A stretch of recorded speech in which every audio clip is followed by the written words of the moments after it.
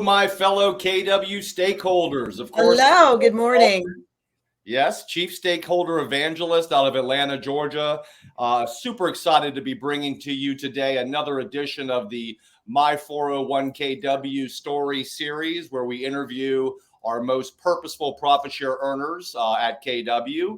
If you don't know, we have profit share is going to be $10.7 million this month that the owners of KW North American Market Center is going to give back to our associates for August, bringing our history of our profit share to over $1.9 billion. Of course, the crazy part is less than 30% of all KW associates even participate in it. So think about the amazing room for improvement and the potential that we have as a company if we can get more people excited about it. So super excited to talk to two of my most favorite people in KW today, Tim and Colleen Johns out of Lancaster, PA. Hey guys, how are we doing today? We're doing great. Fantastic. Thanks for having us. Yeah, we're excited. On and wearing your KW gear today. Show everybody your awesome KW gear. All right. Yes. Loving it. To the camera. Yes. Well, guys, look, we're going to get into how much profit share you guys have made and all the successes you've had. But I want people to really understand, your guys' story. You both were at some point a team leader at KW. I know we've talked a lot about how you joined KW. So let's kind of go back to when you guys were at other companies, and tell us your story about how you joined KW, and just maybe start off there. All right. Okay, I'm going to start with how this began. I'm going to tell you a little story about Tim, because I actually didn't know the background, because I sort of just buried it in the back of my head.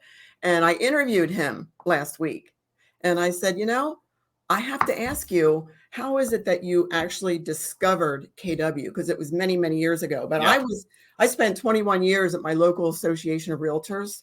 Yeah. And then I was recruited away by the largest company in the region. Yeah. To recruit new to business agents and work closely with the trainer. So It was a job that I loved, and I was in it for about, 6 years.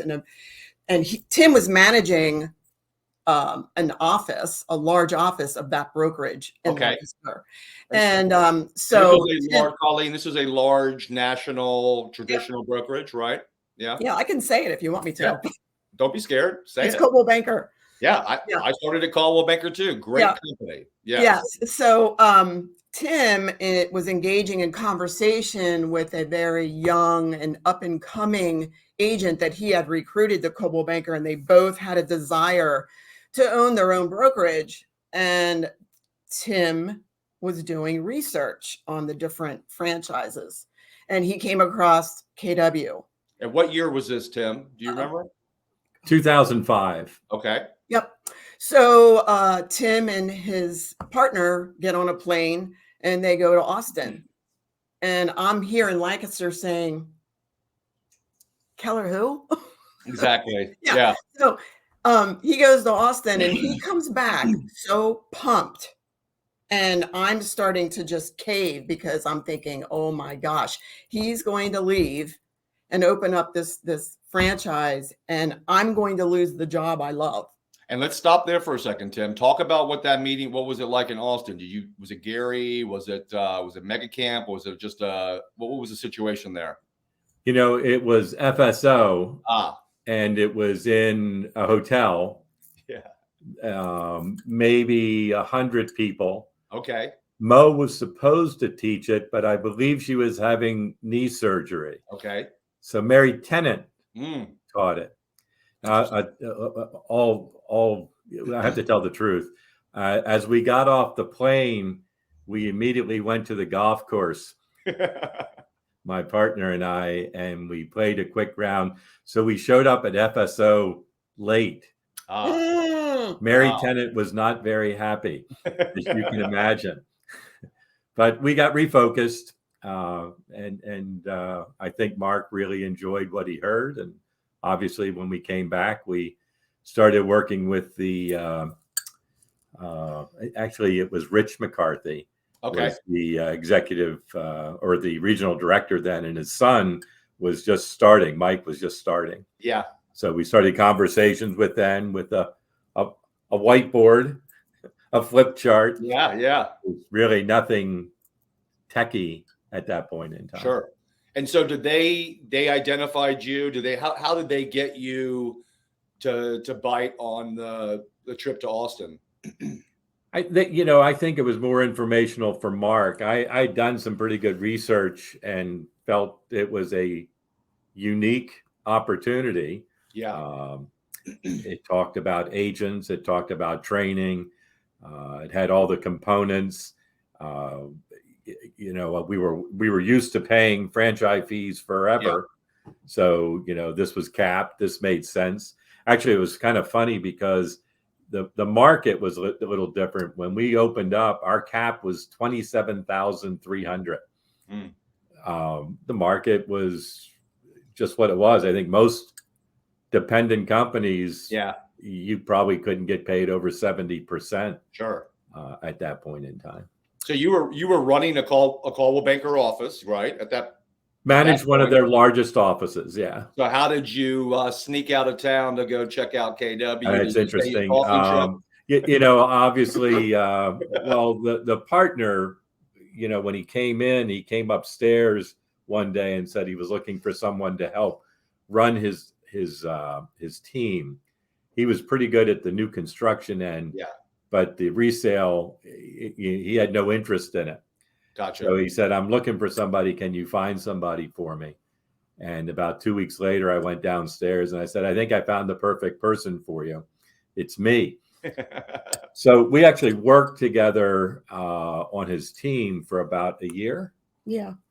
And I ran his resale division and he ran the new construction end. And I think we got up to about 70 million in production that year. And that's when we realized that we wanted to keep more. Yeah. So that started it. So you were looking at KW at that time as an agent, right? And not as a team leader of an office, right? At that moment. Oh, at that moment, we were looking to probably figure out how to exit and be ready with our own franchise. Yeah. So we were going to do something. Awesome. And, Weichert was around, Century 21 was around, but this one was unique. I think Mark really enjoyed the trip. Yeah. And we went from there. Yeah. Awesome. So when they got back, I knew it was going to be a done deal. And Tim realized there was no other company like KW on the planet. Yep. And so I ended up losing my job because they opened up KW. And so I'm with a competitor. And so after a period of time, Lancaster County was just not embracing something so unique and out of the box as KW. It was really tough. And but why do you think so? Why do you think it was? What makes it unique? Lancaster's a smaller community, right? I mean, it's not a huge city, right? So was it more that it was rooted in more relationships and traditional sort of companies, or what do you think the big sort of resistance was? Just a resistance to something new and different? Yeah, something new coming into the area. It's interesting. We always had our 100% brokerage houses in Lancaster. That was always around. They were small independents. Yeah. And so, there were some good thinkers, but the reality of switching to this Keller really shook some people up. And they just weren't ready. Yeah. Well, I'm also going to say I should probably fall on the sword here. I was part of leadership at the time. It just didn't work. Yeah. And at one point, the ALC decided that I should be the person that should be leaving the position, even though I was the only one that was really bringing people in and growing the office. Yeah. So that happened. And right around that time when that happened and they were struggling, Coldwell Banker, they were the largest, company in the region or this area or the region. Yeah. They decided to drop the brand of Coldwell Banker and pick up Prudential. What a ground shaking change. Oh yeah. And so Coldwell Banker, having been in the area for 25 years, wasn't going to just walk away. They went and searched for a new partner. Yeah. So they ended up partnering with these two guys that had an independent brokerage who were highly successful. Yeah. And as soon as that happened, one of the owners calls Tim and says, we want you to come over and help us build it. Yeah. So we left KW, went back to Coldwell Banker, but it was a new Coldwell Banker. Interesting. And we were there 7 years. But I said to Tim, I probably wouldn't have done it, but I said to him, listen, this is our last stop. If you tell me that we're leaving here again, I'm divorcing you. And in 2015, he's engaging in conversation with Cal Yoder, and I could feel myself tense up. So I need to tell the story at this point. But Cal Yoder's with KW Good luck, Tim. from the beginning. Cal Yoder had been brought in at that first KW. Yeah. And after we left, about a year and a half later, the constable came and locked the doors at Keller Williams. So it got completely shut down. Wow. And so some of the people stayed and were working out of Harrisburg, which again was blowing people's minds, because how do you do things? Because we had different MLSs then. But Cal kind of stayed. So what Colleen was trying to say is, I think we told you before, we had a dog, and every morning I walked Colleen's dog. And there was a lot of, I would do a lot of conversations on my walks with Hogan. And I came back one day and Colleen said, so what's going on? And she got very upset, and she said, they're going to open up another Keller Williams, aren't they? Yeah. And I said, well, they're interested. And she said, and they want you to be the team leader, don't they? And I said, no, actually, they want you. And then I walked away, and about 3 days later, she came back and said, let's talk about this. So Amazing. That started the new KW, which has been highly successful in Lancaster. Well, let's go back for a second, because, look, when you open up a KW office in a town where we've never been in, right, you're building it with agents from typically traditional companies, right? Obviously. Right. So it's hard to, even though they come to KW, not all of them buy in, right, to a culture of sharing. They don't buy into our training. What do you think the number one reason the former office didn't work, besides the fact that they had the wrong team leader? I'm kidding. And the wrong OP, and the wrong this, and the wrong that. No. What do you think the biggest reason it wasn't? Timing. We didn't follow systems and models the way you're supposed to follow systems and models. We have systems and models that are supposed to be followed? What? Yeah. So, that's it. If you get really down to the basic, that's what we were doing wrong. Yeah. And just never got it to that point of doing it the correct way. All right, so you came back, right? So you guys come back. Colleen takes over as a team leader of the brand new KW office. Well, we were incubating. Okay, yes. Gotcha. Yes. So you were incubating out of Harrisburg, is that correct? Well, we had a satellite location in Lancaster. Okay. Under Harrisburg. Gotcha. So I think it was the fall of 2017 that we actually launched the Market Center. I can't believe it was that. It wasn't that long ago. The fall of 16. 16, because we opened up in, wait a minute. If we look at the numbers, we opened up in, it was 17. You're right. Okay. So 16, we went over in February of 16. Okay. It's January. Well, February was our anniversary date, so it had to be the end of January. Yeah. To be very technical on it. Yes. And within a very short period of time, we had 53 agents that had joined, and we launched. So how many of those 53 agents? Let's talk about, first of all, you had to overcome the failure of the previous office too, right? I mean, it was already hard enough to open an office in Lancaster and get people in that community, the agents, to buy, to accept KW, but then to have a failing office that closes and then to be reopening a new one probably made it even more challenging, correct? Yeah. That's a great question. If so, the quick answer is yes and no. Yeah. There were some old school that remembered, but the industry had changed. There was a bunch of new people out there. Yeah. That didn't hear, and when they did hear, that sounds kind of interesting. Interesting. And plus they were getting paid so little at the dependent companies that we were starting everybody I think we started everybody at least 70%. And if they had some production, it might have been 80 or 85%. Yeah. Were you able to get some of those original agents that were in the original office to come back to the new office? Isn't that what every TL does? It goes back to the sheet that says people that have left and go back and say, how are things going? So of course that was available. So there were conversations. Awesome. and it was different. You know, we were running it the correct way. Yeah. And following better systems and models. So Colleen, speak to that, right? As the team leader of this new office and seeing what had happened with the previous office, talk about your mindset and sort of what your strategy was to build this office with the right agents. And look, you guys were responsible for sponsoring some of these people, right? There's some of these new people, right?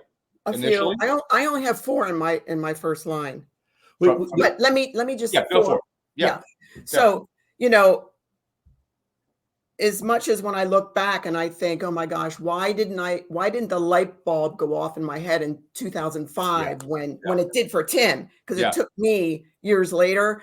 Absolutely. But the experience of being at Coldwell Banker and recruiting, I built so many relationships. I mean, I built relationships working at the Association of Realtors, but it was totally different than actually being in a real live real estate office, which is a totally different experience. But that's what I realized what my niche was, really. I loved agents. I loved relationships. I loved interviewing. I loved getting to know them. I wanted to help them. So going back to KW as the TL, I had come to a point where I realized what the model was and what it even meant for me, because I recruited 72 new to business agents one year at CB. I got a bonus, a small bonus at their first settlement. And that was it. Yeah. So my wheels are turning and I'm thinking, you know, there's so much more opportunity over there. And besides that, the model, there's nothing like it. Well, it's the best thing for those agents that you're trying to help, right? I mean, that was the most compelling aspect of it, was I feel I found something better for these agents. And even though I could have made a lot more money recruiting them, you know, to KW before, the fact is you were going to get purposeful about it because you felt like you had to help these people. And that's what you enjoy doing, right? Yeah. So you go ahead, Tim. Yeah. I was saying she's leaving a little bit out of just how effective she was as being at the association for 21 years. Wow. And, you know, so she not only knew all the new people that had come in and knew all the agents. Yeah. She worked hand in hand every year with every president. Yeah. So, you know, everybody knew Colleen. In fact, most people thought she was licensed, which she wasn't. You've only been licensed since 2015. So, you know, she was always there, always at different events. You always saw her, but they thought she was was a licensed real estate agent, which she wasn't. Yeah. But she's always been exceptionally good at conversations with people. Definitely. Because she will come back exhausted from a conversation because she never got to talk about herself. Yeah. She was always about, not that I want to. She was always about them. Yeah. And she hates that I tell this story, but I have to tell this story. She came home one evening and she looked at me and she says, "What does it say?" What? I didn't say it like that. What does it? Well, I'm cleaning it up. What does it say? Because she told I wasn't allowed to curse today. Yeah. What does it say? And I said, "What? Come on, Colleen. I'm tired. What do you mean? She says, does it say 1 hour free counseling?" Right. And I looked at her. I said, you made somebody cry today. Yeah. And she said 3, and 1 was a guy. And again, it's because she would get so deep with them. Yeah. They would tell her just about anything because she listened. Yeah. And so she's developed great relationships. When I go to any realtor event with Colleen on my arm, everyone goes to Colleen. Yep. Tim goes to the bar and catches up to her later because everyone wants to see their Colleen. That's awesome. Which is fine, which works, which is all about the relationship, which makes it so difficult. I should probably say, obviously Colleen was let go as a team leader because we had these incredible numbers that were demanded by national. John Davis. John Davis had a very strict program. So what was really working stopped because the relationships she built with people, they're still there. Yeah. And it's grown because of that. And that's one of the hardest things at KW. It takes a while to develop relationships with people for them to see, this is a great opportunity for me. So, Colleen, you already had the relationships, you already had the credibility. Oh, yeah. And what a time to join KW too. I mean, you come to KW right when the growth initiative was kicking off and all that great stuff. So it was recruit, or else. How did you transition from relationships, consulting to, hey, I got to hit my numbers, I got to grow this office, and then how did you overcome, I'll say the stigma around being KW, knowing that people know you're trying to recruit them? Talk about the mindset behind that and how you kind of bridge the gap between relationships and getting purposeful about attracting these people to KW. Mm. Well, believe it or not, some people actually reached out to me once I left CB and went to KW because of the relationships and the trust. Yeah. And but then you had to be more. But then you had to be more purposeful, though, as a team leader. You couldn't just sit back and wait for people to call you. You had to get out there and be. Well, I did, yeah. Right? And what do those conversations look like? What do those conversations look like when you are recruiting as a team leader through a relationship that you have? Right. So for me, it was much more difficult than it was for Tim because Tim is about the numbers and he can dig into it immediately. Yeah. For me, I'm not all about KW when I go on an appointment, even then. And that's probably a big reason why it wasn't going to work for me under the John Davis era, because, I'm not puking all over people. Yeah. And I wasn't then either. So, so let's go back. So you said you only sponsored 4. How many people did you sponsor initially? Only 4 as a team leader, and these were 5. Right? 4 people in my first line, but see, once we put them in mind. Once we got purposeful. Tim is underneath you. Underneath you, and let's just take a moment to talk about what it's like to be a husband and wife team at KW. Right? Is that obviously you sponsored Tim? Okay. Tim is selling at that time, selling full time, right? So you're earning profit share off of Tim's business. Did you get licensed at that point, or were you still unlicensed? I got licensed in 2015, the year before we went back to KW. And we know husband and wife teams share a cap. That's one huge benefit. But the other benefit, the other benefits are, one, you whoever sponsored the other person, you run your production through the person below the other person, so you can earn profit share off of your own production. But also, if you're smart about it, you start adding people, both of you start adding people to Tim's downline so that you can double dip on profit share. Is that fair to say? So you brought in 4 people. Tim was not one of them, I assume, right? Correct. Okay. And these are people that essentially reached out to you, Colleen, that you sponsored, or no, these are people. Actually, those 4 are, 3 of them I reached out to. Yeah. And the 4th one, Jeremy over in York, he was new to business at the time, who's actually killing it now. Yeah. Yeah.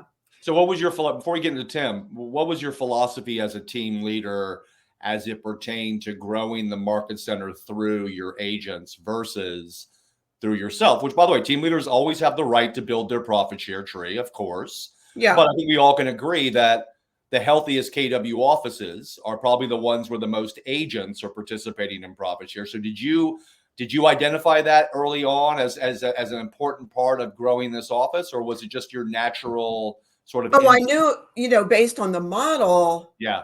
it was very important for the ALC and the agents to be engaged. Yeah. And when they're not, it Yeah. all falls on your shoulders. Right. And that's what makes it I mean, I hate to say the word impossible, Yeah. but it's So what did you do to galvanize your ALC? Like, you know, when you relaunched this office, what was the messaging as team leader about, look, this is what we're going to do. We've learned from our past. We want to build this market center the right way. What were some of these conversations you were having as a team leader with your ALC? So can I, I'm going to jump here. Yeah. So, you know, I was part of the ALC and I understood the model. Sure. So, you know, I don't believe that very few of the other ALC members were still involved in getting people to meet with Colleen. Yeah. So we just hunkered down with our relationships of knowing so many people.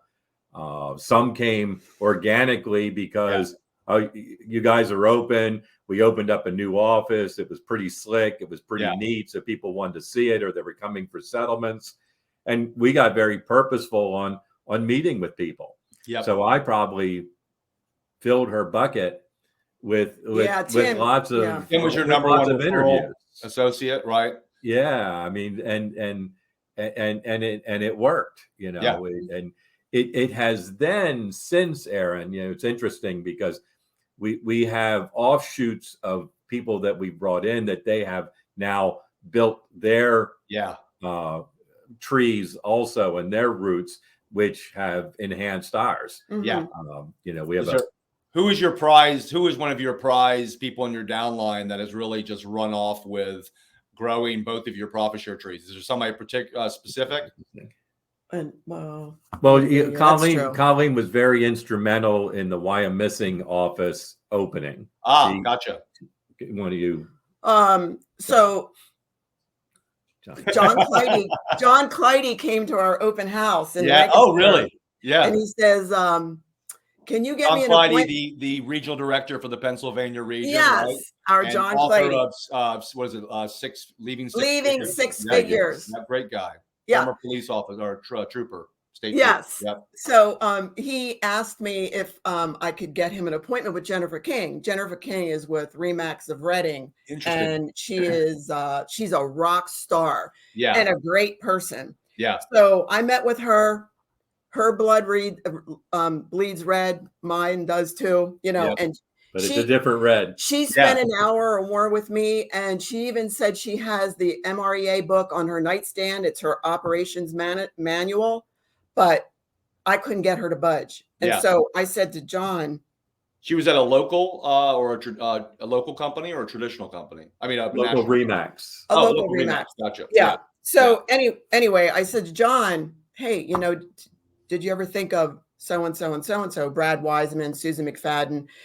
And so I met with Brad, and he's like, why would I go to just another company to sell real estate? And I said, well, think about it, Brad. And I was with Coldwell Banker when they opened the Why I'm Missing office, and we brought Brad over. Yeah. And I said to him, listen, if you wouldn't have considered Coldwell Banker, you'd still be at Century 21. Yeah.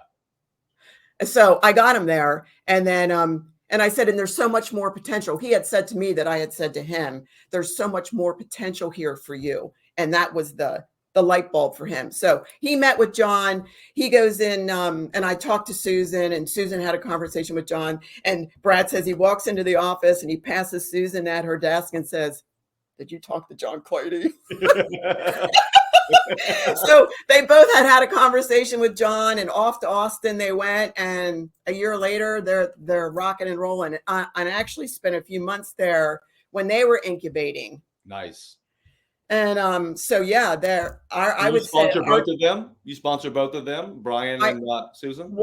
We sponsored Brad, and then he sponsored Susan. No, Susan named, actually there was a person that was already there at the KW office, but he wasn't going to be the OP or the TL, and those two connected, and she named. All right.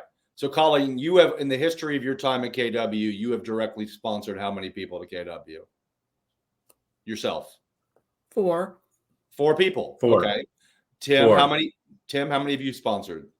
32. All right. So Colleen sponsored 4, excluding Tim. Tim would be 5. Tim, you've said you sponsored 32. Yeah. Correct. So let's talk about where things are today, right? So how many people do you have in your tree right now, Tim? Or at both of your trees, if you have the numbers there. I have 278. Colleen has a few more at 289. Wow. Okay, so what is that equated to in lifetime profit share earnings for both of you? Well, that's a great. So let's go back, because I think this really helped the light bulb go on when we relaunched KW and we're incubating in Harrisburg. We started in, our anniversary date was February. Colleen got a profit share check in March. I did some business, I guess. Yeah. And she has gotten a check or a deposit every month since then. So there has never been a miss. I went a little bit further. Instead of April was my first check, and every month since then there has been one. Every month since the winter of 2016, we've been incredible. Yep, every month we haven't missed a month. Do you remember Colleen's just shy of $90,000? Colleen is? Yes. Yeah. And I'm 169. Wow. So you guys are we're over $250,000 incredible in profit share. Now, would you, looking at your downline, Tim, do you see what levels do you see the majority of that money coming from today? One gets hit pretty good. Yeah. Colleen gets hit pretty good on 2, obviously. Yeah. But that 4, 5, and 6 is hitting is consistent. Yeah. So look, you understood conceptually profit share, right? But you didn't really, I don't think, really fully got it probably until those checks started coming in. Was that a big light bulb moment for you, is what you're saying, Tim? What is it is when you meet the Comic Club the first time? Yeah. Exactly. So that was shocking. So there have been a few screams that Colleen has pushed out. So let me just say that I knew that it was real, but until you start to experience it, then you really, the appreciation is off the top. And when I got a few $100 or $600, and I was thinking to myself, oh my gosh, if I made 1,000 in a month, I would be so ecstatic. Yeah. So I made 100 or 1,000 and then maybe 2,000. And I'm thinking to myself, if I would hit $5,000, that would just like blow my mind. Yeah. And then I hit $5,000. And then I'm thinking along the line, oh my gosh, if I made 10 in a month. 5-digit club. Yeah. And then I hit 11. She would go shopping. I hit 11 in 1 month. Yeah. It's just incredible. Yeah. No one really just fully understands the power of it. Yeah. And then what you can do with it. But it's it's just a byproduct.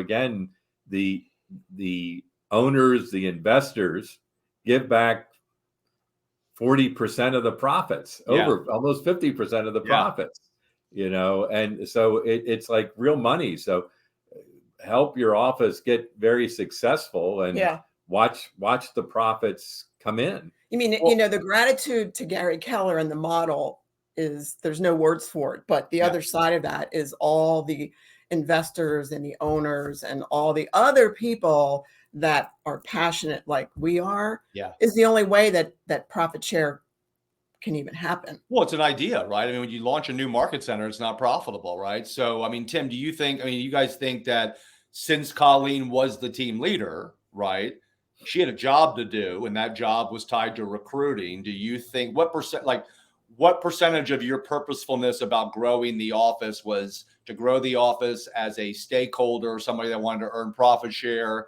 And what percentage of it was, I got to get Colleen appointments or they're going to fire her? Yes, and yes. Yeah. And again, it was tough back then, to meet the standards. We live and breathe and talk KW You do. whenever You we do. have an opportunity to chat with somebody. We were just at a party on Saturday night. Can't help it. I And, mean, there's a lot of people in real estate there. Yeah. and they talk to us. I mean, it's not, again, we're not pukers. I'm not a puker either. I get more into the numbers, but I've read MREA many more times than Colleen has. So when I have conversations with people, it gets to their production. It gets to their systems and models. It gets to what are you doing? And most of them say, oh, I don't know. I just get up and golly, I got another lead today. Thank goodness. Yeah. So, to tell them there's really a system and model to follow. And if you do that, you can be, you can make $1 million a year, or do the math and you can make $100,000 a year. Just a number and working those numbers and being consistent with it. Well, about I do have to tell a story about Colleen also. When we first got started, I think we need to tell the bold story, because that's critical, I think, in what our growth was, and also what we saw in that system. So we had just joined this office in hopes of opening it up, and Patrick Smith said to Colleen, I think this was on a Friday, he said, Tuesday starts first step of bold, and I've got you registered. And so we get home and she says, I'm not going to a bold class. I know what they're going to do.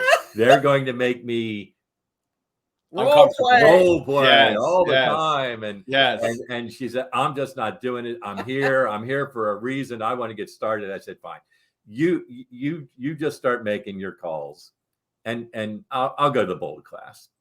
And so I went, and this young man by the name of Mark Ramsey is instructing. Yep. And I'm there like, wow, this is pretty incredible. This is everything I've heard for 20 plus years. When Gary gave that video, Gary in the Box. Yeah. I don't know if you ever saw that one with it. I had all that. Sure. I went to Roger Butcher. I went to Tom Hopkins. I went to Zig Zig. I went to all those things. Listen, I'm like, wow, Gary was probably in there somewhere. I just didn't even know it. Yeah. So I go to bold. I like the experience. I tell Colleen I like the experience. And I think the fourth class we would get there early, and it wasn't a huge class. It might have been 40 people. So it was in the basement of the Market Center. We went over from Lancaster early because Cal Yoder was just getting all these nuggets from Mark. Mark was just an incredible leader. Yeah. So Cal wanted that. I get him, and we get there early. We'd be the only three people. It was me, Kevin, and Cal, and occasionally Justin Oberholzer. We drive up together, and Cal was just on Mark, asking him question.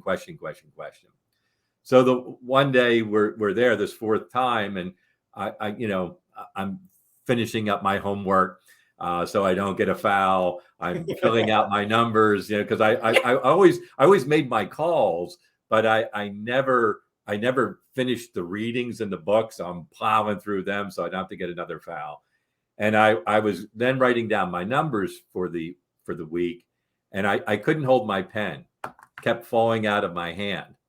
So I remembered the first day they talked about going to your other hand. So I went to my left hand and I started writing it down, and I'm like, well, this isn't right. I go into the bathroom and I look at myself, and I turned to Cal Yoder and I said, I think I need some help. And he's laughing at me like, what do you mean? And again, there's very few people in the room. Yeah. Then he finally realizes I've got a little distress going on. So he comes over and slurred speech. Yeah, I'm slurring and everything. So it's not a joke, but I actually stroked out in the bold classroom. Wow. Which never heard this story before. Amazing. Well, and Mark, again, a bold classroom. What time do you start? You start on time. Yeah. Well, Mark saw what was happening. I was upstairs at the time waiting for the ambulance, and Mark, makes a comment to the class that if you hadn't heard, one of our members is having an episode. No one knew it was a stroke at this point. Yeah. And we're going to start a little bit late. and somebody said, well, who is it? And it's Tim Johns, and Kevin is there. What do you mean? He was just here a minute ago. Where'd he go? Wow. So the story goes that I ended up in the hospital. I actually told Colleen not to come right away because she had an appointment. Yes.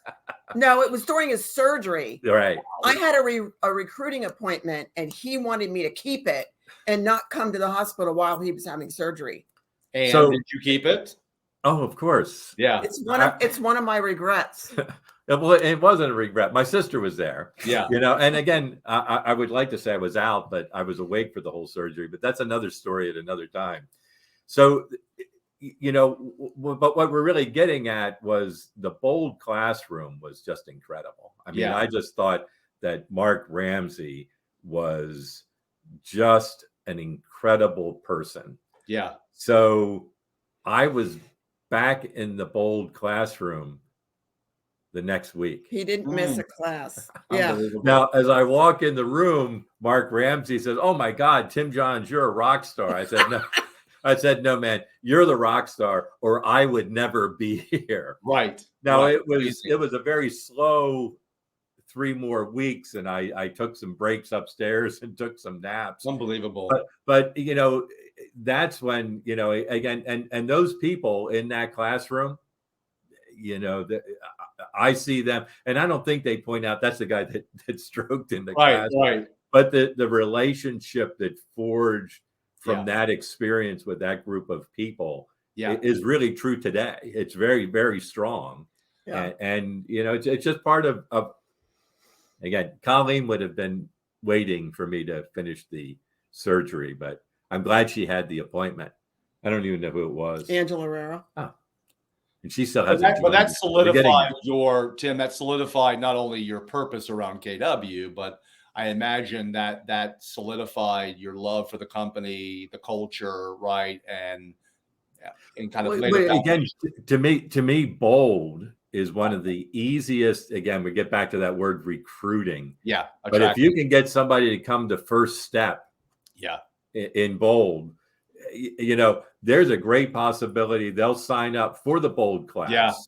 And then there's a great possibility that they'll say, wow, I've been missing this over because my other company doesn't teach this kind of stuff, and keep me focused and keep me writing business through that 8 weeks. Again, I've always said that, boy, if you could take Bold 6 times a year, your numbers would always be great because you have the accountability. To piggyback on that, Tim especially we've always been focused, and Tim especially is getting people, other agents from other companies, to go to events. Yeah. Because for them to experience it firsthand rather than hearing it from our mouths makes the biggest difference. So Mega Camp, Tim had actually somebody who was at the original KW who had left a couple years later and has been gone all these years, invited him to go to Mega Camp. So he hopped on a plane with Ashley Bruner, went to Mega Camp. He came to our stakeholder meeting. Him to go? Did you pay for the ticket and all that stuff?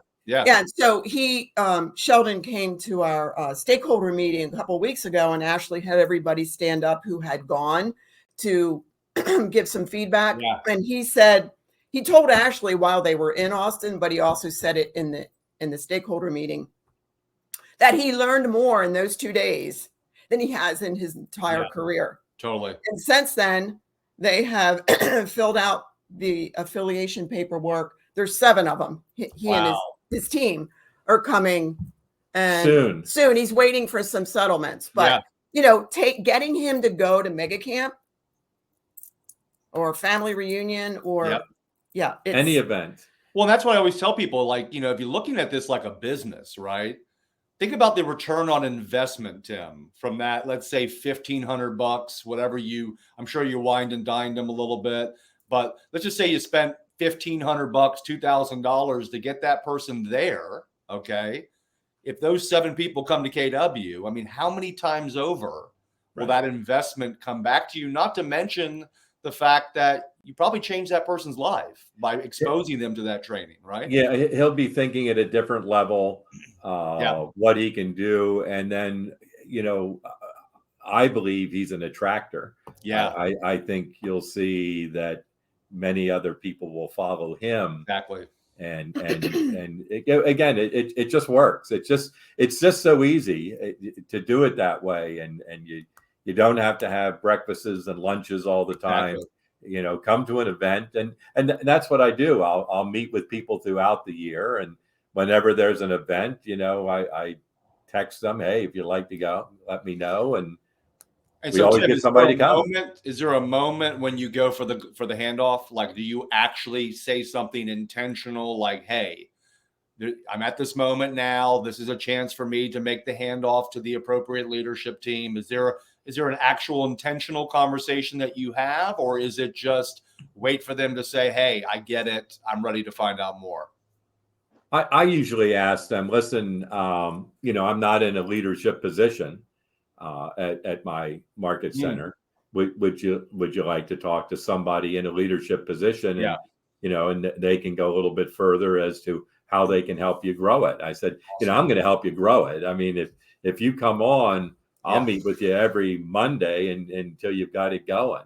But, they figure it out. So I do hand it off, and then I never leave it. I mean, it's a constant. Yeah. Every 7 days, every 10 days, a text or a call. Yeah. Hey, can I fill in any gaps? Do you have any questions? But they get it. That's awesome. That's awesome. You want to add anything to that, Colleen, about, just being intentional about, securing the appointment, right? I mean, look, I can tell you there's many people in this company that will say, hey, I love KW, go contact a market center that's closest to you, or they're not intentional about making the connection. And next thing you know, 6 months later, this person has joined KW, but they didn't put them down as their sponsor, right? So is there an intentionality, Colleen, to your conversations that, you're saying, hey, look, I need to get this appointment. I need to get them in front of somebody and be the referral agent of record? Or is it not intentional? Well, I'll give you an example because at this point, a lot of people are more engaged in our office with influencing people. Yeah. And we got to give your leadership a shout out, right? I mean, Ashley is amazing, right? Oh yeah. You guys are amazing. You guys teach profit share, right? Don't you? Once a month. Right. And this will be a great segue, Colleen, into what I'm about to ask you, which is, what does it mean to be a KW stakeholder, right? Because, it's one thing to grow the company. It's another thing to take ownership and say, look, I need to get more people excited about profit share. I need to get this market center more focused. I mean, you guys have been integral in getting me to Lancaster multiple times, but talk about that, where you were going, but also talk about how important it is for you to spread this sort of mindset through your market center. Talk about what that means to you guys. Oh, because you're you're some of the most purposeful people, to the point that you annoy people about it. Yeah. Right. Yeah.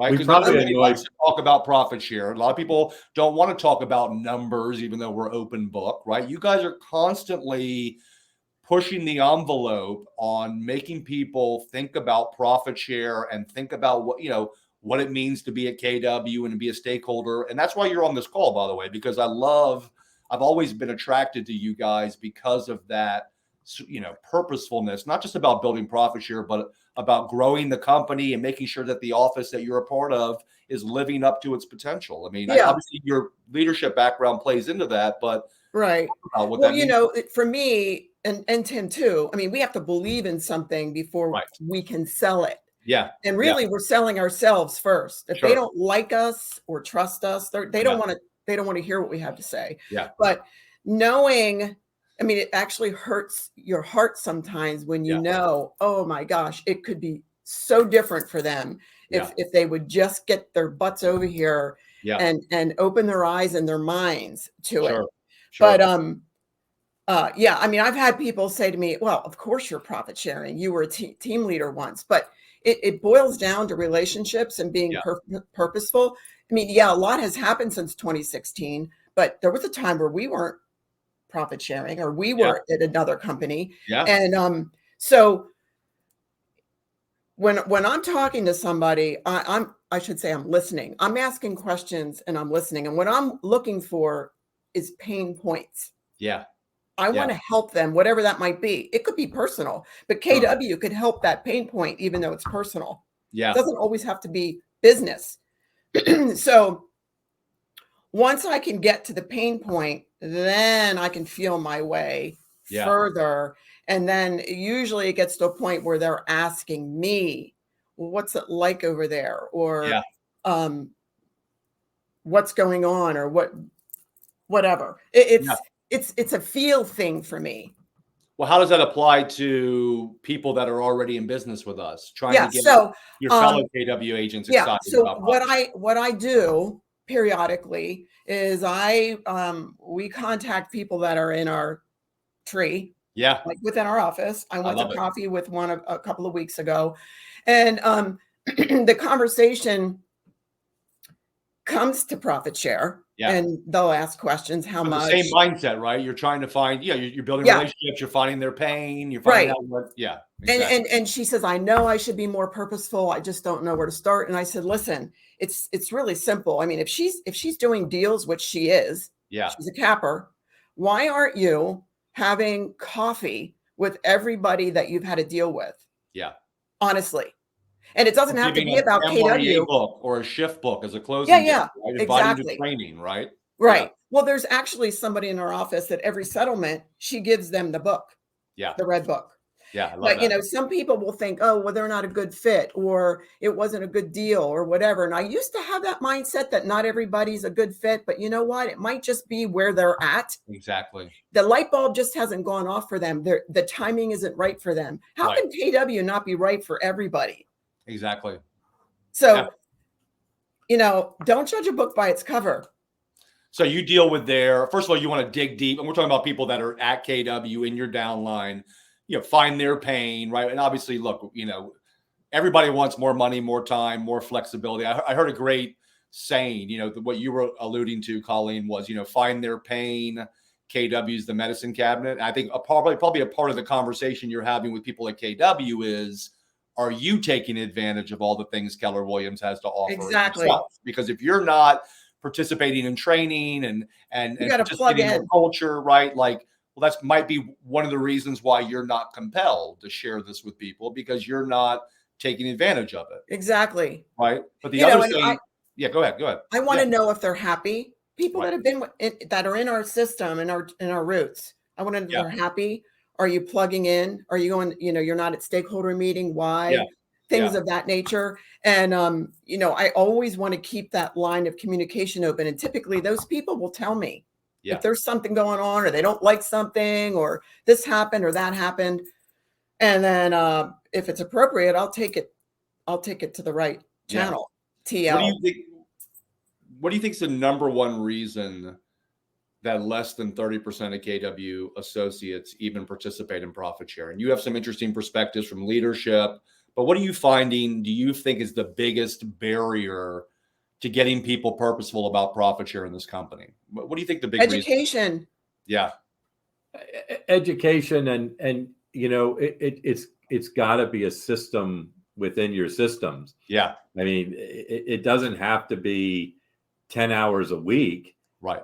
No. But if you don't sit, just like you sit down and do your numbers every year, part of the growth should be either helping the market center grow, which sometimes is difficult to get across to people. Why do I care if the market center is successful? Right. And obviously we're in that conversation now. With some of the changes, but the reality is I want my market center to be extremely successful. Yeah. I don't care if you're in my roots or not in my roots. I hope you all succeed. Yeah. And I've said this many times, if you don't plug into the systems and models and the events, you'll probably leave. Yeah. It's not the cheapest place to work. Yep. And I think, however, it will help you grow your business to unbelievable.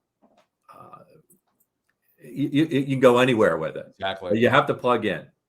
Well, I think what I've discovered over the last 12, 13 years of teaching around KW is that the biggest mistake we make is simply assuming that our people even know who we are, how we're different, how profit share works, why do we have an incentive to work together, why should I care about the office's profitability when I don't participate in profit share? And so, that's I made a pretty good living over the last 12 years, I think, telling our own story to our own people. But I think that's the big thing that I'm trying to get people to understand in this company is that, we're now on the third generation of Keller Williams guys, right? I mean, I've been with KW for 20 years, right? Mm-hmm. And I can't believe how, you guys have only been with KW the second go around for 7 years. I can't believe it's been that short of a time for you guys and have the success you've had.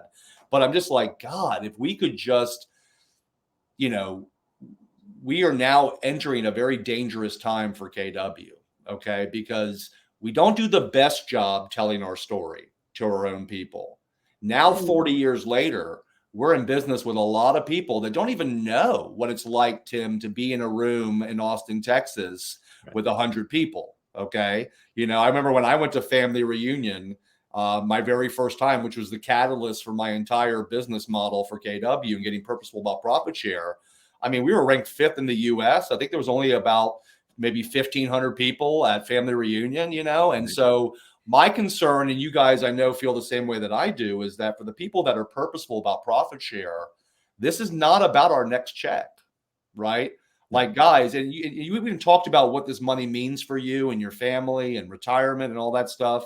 But don't we want to preserve this for generations, right? Sure. And we're getting to a point, guys, where if we don't do a better job telling our own story to our own people, we will not resemble the real estate company that got us to where we are today in 10, 20, 40 years. So profit share as much as a wealth building tool it is for KW and a growth tool, I think it's more the vessel by which we preserve our story and our culture moving forward. Because Gary Keller, God bless you, I wish you could live for the next 100 years. I have a feeling he's not going to live for 100 years more. All right.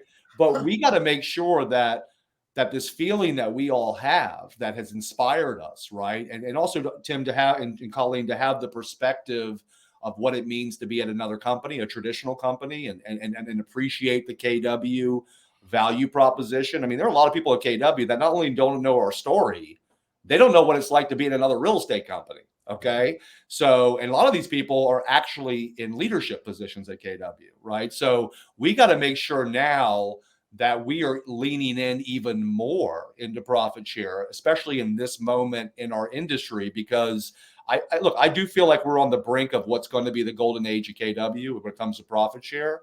But I want this to last for 40, 60, 100 years. And we need more of our agents to get it. Now, you guys agree with what I'm saying on that? Oh, yeah. Yeah, I agree. But I also believe, again, the story needs to go.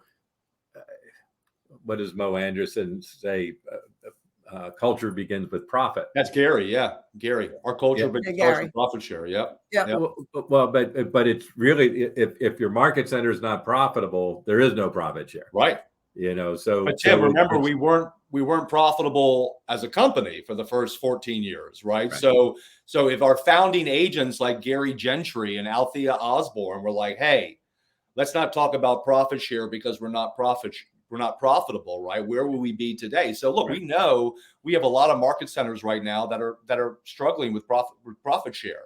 But the point is, if you don't paint the vision, if you don't tell the story, and you think it's about the money, which it's not, let's get real. I mean, did you guys get purposeful about profit share for the money? Was that the number one reason? No, you wanted to help people, right? And so we have to remember that if your office is not profitable, right? Like, that doesn't mean you stop talking about profit share, right? Because if you stop talking about profit share, then how are you talking about culture?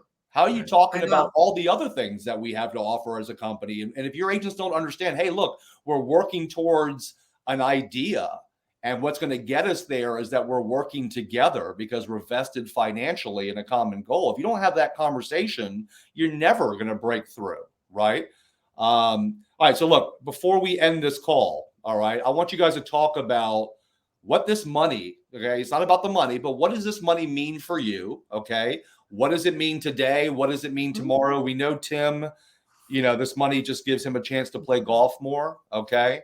But talk about, you guys have kids, you have charities. What's important to you? What's the legacy of profit share going to be for you guys? Well, I mean, we save some, we help a few people. Yeah. Here and there, family. Yep. Sure. And it helps us to travel with our kids and our grandkids. Yeah. It's amazing. It's amazing. Yeah. Tim, it's a blessing. Yeah, I mean, it is. I mean, it's something that I think we have talked about, that, let's stay purposeful for this, because it's going to always be there. Yeah. And, I think there's so much more you can do if you have something than if you don't have something. Yep. So it just makes it so much easier. That's awesome. And money's only good for what money can do. No doubt.